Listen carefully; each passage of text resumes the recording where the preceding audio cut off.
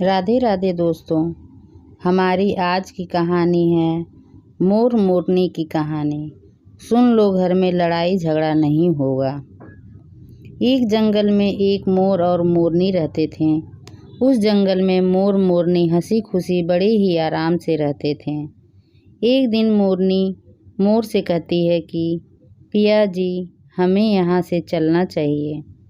हमें वहाँ चलना चाहिए जहाँ हमारे समाज के बहुत सारे मोर रहते हैं। हमें वहाँ पर चलना चाहिए।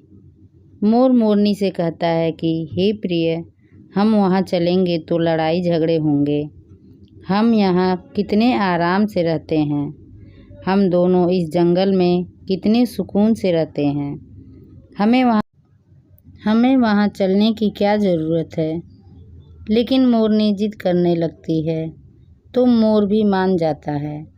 मोरनी की जिद करने पर वह दोनों उड़कर एक नगर में आ जाते हैं। उस नगर का राजा पशु पक्षियों की भाषा को आसानी से समझता था, क्योंकि उस राजा ने कराव शास्त्र की पढ़ाई की थी।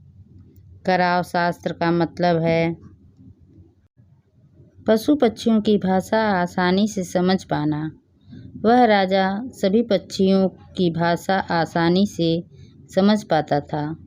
दोनों मोर मोरनी उसी नगर में आ जाते हैं। एक दिन राजा अपने रानी से कहता है, मुझे बहुत ज़ोर से भूख लगी है, आप मुझे भोजन करा दीजिए। रानी राजा के लिए रसोई में जाकर एक थाली में दाल और चावल लेकर दूसरे हाथ में पानी का लोटा लेकर राजा के पास पहुंचती है। और रानी जैसे ही खाने की थाली राजा के पास रखती है तो थाली से एक चावल का टुकड़ा नीचे गिर जाता है। वहीं पर नीचे चींटियां घूम रही थीं, तो उनमें से एक चींटी उस चावल के टुकड़े को लेकर जाने लगती है। राजा बैठा इस सारी घटना को देख रहा था। उस चींटी के पास में तुरंत ही एक बड़ा चींटा आता है और वह चींटा उस चींटी से कहता है कि हे प्रिय, यह चावल का टुकड़ा मुझे दे दो और तुम जाकर राजा की थाली से दूसरा चावल का टुकड़ा उठाकर ले आओ। उन दोनों की बातों को राजा अच्छी तरह सुन रहा था, क्योंकि वह राजा हर पशु पक्षियों और जीव जंतुओं की भाषा समझता था। चींटी ने चींटा से कहा कि नहीं, मैं नहीं जाऊंगी। अगर राजा को इस बात का पता चल गया तो राजा मुझे मार डालेगा। फिर चींटा चींटी से कहता है कि तुम जाओ, राजा को पता नहीं चलेगा। चींटी जाने की कोशिश तो करती है, लेकिन आधे रास्ते से वापस चली आती है और चींटा से कहती है कि नहीं, मैं नहीं जाऊंगी, क्योंकि हो सकता है कि राजा को पता चल जाए और राजा मुझे मार दे। राजा उन दोनों को देख रहा था तो चींटा को इस बात की शंका हो जाती है कि राजा हमारी बात को समझ रहा है। चींटा फिर चींटी से कहता है कि देखो, लगता है राजा हमारी बात को समझ रहा है। राजा ने हमारी बात सुन ली है, इसलिए राजा हम दोनों को देख रहा है। चींटी चींटा से कहती है, अगर राजा ने हमारी बातों को सुन लिया है और अगर राजा यह बात किसी और को बताएगा तो उसी समय पत्थर का बन जाएगा। राजा चींटी और चींटा की बात को सुन लेता है और समझ लेता है। राजा इस बात को सुनकर हंसने लगता है। राजा को अकेले हंसते हुए देखकर रानी रसोई से बाहर आती है तो राजा उसे हंसता हुआ दिखाई देता है।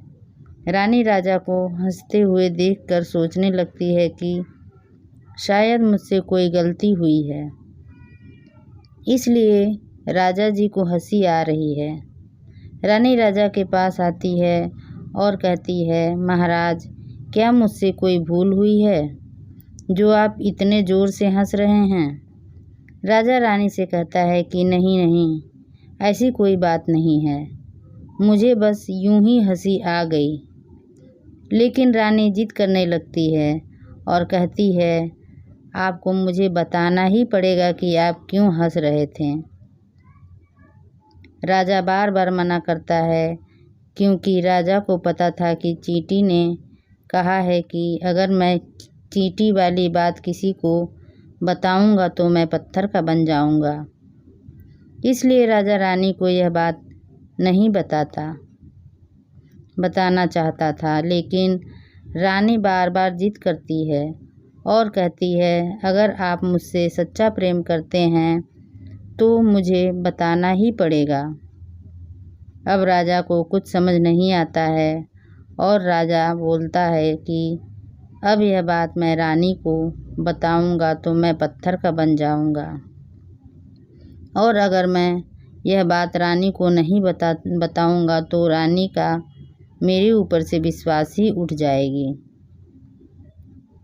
अब राजा को रानी के हठ के आगे झुकना पड़ता है, क्योंकि बाल हठ और स्त्री हठ दोनों के आगे अच्छों को झुकना ही पड़ता है। अब राजा रानी को कहता है कि ठीक है, लेकिन सुनो रानी, अगर यह बात मैं तुमको बताऊंगा तो तुमको बाद में पछताना पड़ेगा। रानी कहती है कि अभी तो आप कह रहे थे कि कोई बात नहीं है, और अभी आप कह रहे हैं कि मुझे पछताना पड़ेगा। रानी सोचती है कि ज़रूर कोई रहस्य की बात है, इसलिए रानी अब और ज़्यादा जिद करने लगती है।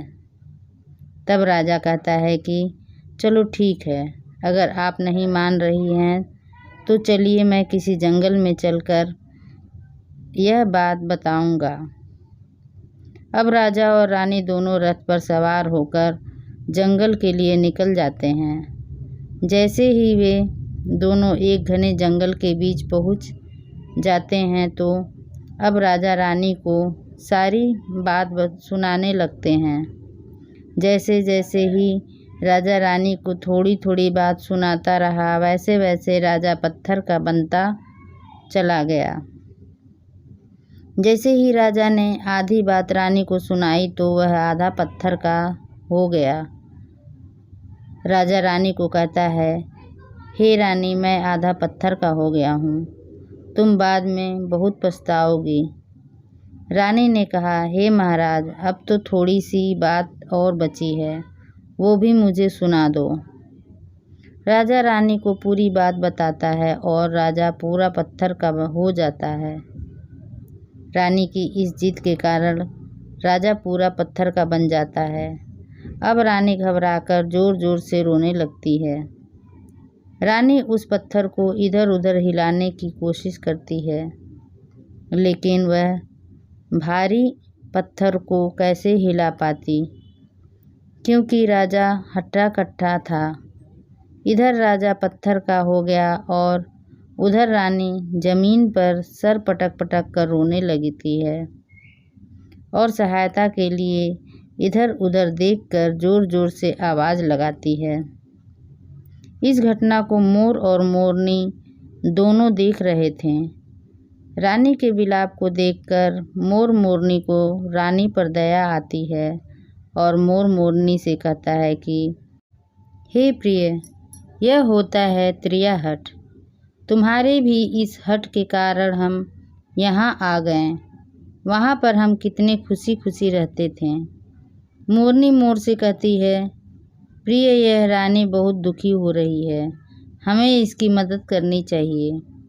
यह कितना विलाप कर रही है, इसकी और मदद तो हम कर ही क्या सकते हैं। इसको हम हिम्मत तो बंधा ही सकते हैं। अब दोनों रानी के पास जाते हैं और जाकर रानी से कहते हैं, रानी, जो आपके साथ हुआ वह तो गलत हुआ, लेकिन आप थोड़ा धीरज धरिए और अपने आप को संभालिए। आपके पीछे आपका पूरा राज्य है। अब राजा तो पत्थर का हो चुका है, अब आपके राज्य को आपको ही संभालना है।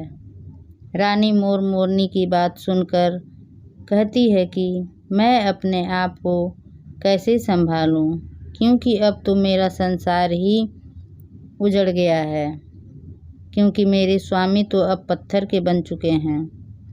अब मैं क्या करूं? रानी की यह बात सुनकर मोरनी कहती है कि राजा पत्थर के कैसे हो गए। रानी मोरनी को वही चींटी और चीटा वाली बात बताती है। जैसे जैसे रानी वह बात बताती है, वैसे वैसे रानी पत्थर की होती जाती है।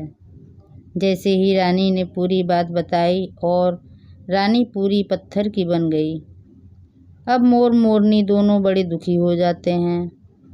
मोर मोरनी सोचते हैं कि यह नौबत हम पर भी आ सकती है, क्योंकि राजा भी उस चींटों की बात से पत्थर का हो चुका है और रानी भी इस बात से पत्थर की हो चुकी है। मोर मोरनी से कहता है, यह विपत्ति हम पर भी मंडरा रही है, क्योंकि स्त्रियों से कोई बात छिपती नहीं है। मोरनी मोर से कहती है, पिया जी हम कहीं दूर चलें क्या? मोर ने कहा, प्रिय दूर जाने से क्या फ़ायदा है? यह खतरा तो हम धरती के किसी भी कोने में चले जाएंगे तो भी हमें नहीं छोड़ेगा। यह तो हमारे ऊपर मंडराता रहेगा। अगर जाने अनजाने से भी हमारे मुंह से यह बात निकल गई तो हम भी पत्थर के बन जाएंगे। अब इस बात से मोर मोरनी दोनों चिंतित रहने लगे। न तो अच्छी तरह से वे खाना खाते, न अच्छी तरह से वो रहते। दोनों को यह चिंता मन ही मन खाए जा रही थी। अब मोर के दिमाग में एक विचार आया कि यदि मैं इन सारी चींटियों को ख़त्म कर दूं तो यह विपत्ति भी टल सकती है। मोर मोरनी से कहता है, यदि हम दोनों इस सृष्टि से सारी चींटियों को ही ख़त्म कर दें तो हमारा यह संकट भी मिट जाएगा। मोर मोरनी इस बात से दोनों सहमत हो जाते हैं। मोर मोरनी सभी चींटियों को मारकर खाना शुरू कर देते हैं। अब मोर मोरनी का इतना आतंक मच गया कि चींटियां मोर मोरनी को देखते ही इधर उधर भागने लगती हैं और बिल खोदकर ज़मीन में उतर जाती हैं। मोर मोरनी दोनों इतना ध्यान रखते हैं कि जिधर भी चींटियां दिखाई देती तो उनको तुरंत दबोच लेते हैं।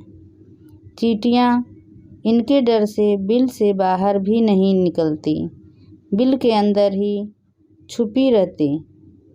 अब चींटियां भूखे मरने लगीं, क्योंकि भोजन तो बिल से बाहर ही मिलता है। अब जैसे ही चींटियां भोजन के लिए बिल से बाहर निकलती तो मोर मोरनी उनको मार कर खा जाते हैं। अब एक चींटी और चीटा बिल के अंदर भूख से तड़पते हुए भगवान विष्णु का जाप करने लगे और भक्ति में दोनों इतने लीन हो गए कि उनको ध्यान ही नहीं रहा कि हम कहाँ पर हैं और कैसे हैं। दोनों की भक्ति से प्रसन्न होकर भगवान विष्णु वहाँ प्रकट होते हैं और उनको कहते हैं कि तुम्हारी भक्ति से मैं अत्यंत प्रसन्न हूँ, जो तुम्हें मांगना है तो मांग लो। दोनों ने निराधार भगवान की भक्ति की थी, इसलिए भगवान विष्णु जल्दी प्रसन्न हो गए और उनको दर्शन दिए।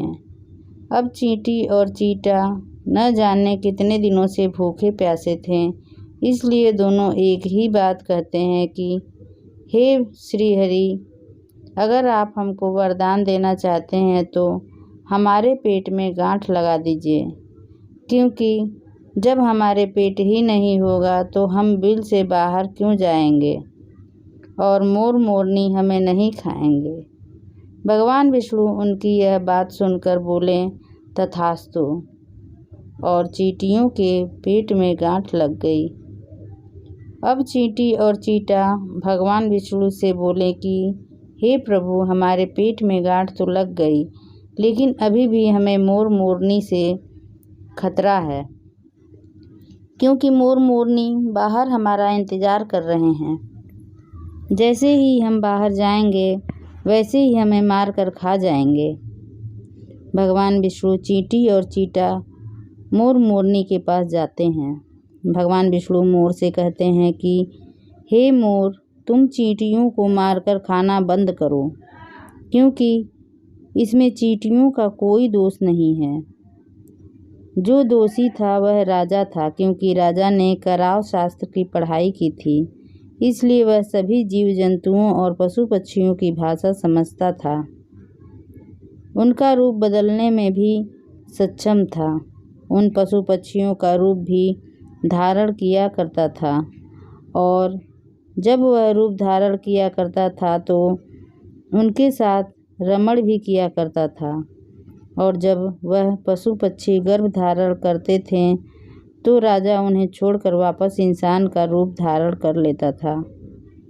उन पशु पक्षियों के साथ ऐसी गंदी हरकतें करता था। उसकी इसी मूर्खता के कारण राजा आज पत्थर का बना पड़ा है। मोर भगवान विष्णु से कहता है, हे प्रभु, इसमें रानी का क्या दोष है? भगवान विष्णु ने कहा, रानी भी राजा के पाप की भागी है, क्योंकि रानी अगर राजा को रोकती तो राजा इतना बड़ा पाप नहीं करता, इसलिए वह भी पाप की भागी है। इस कारण वह भी पत्थर की बनी पड़ी है।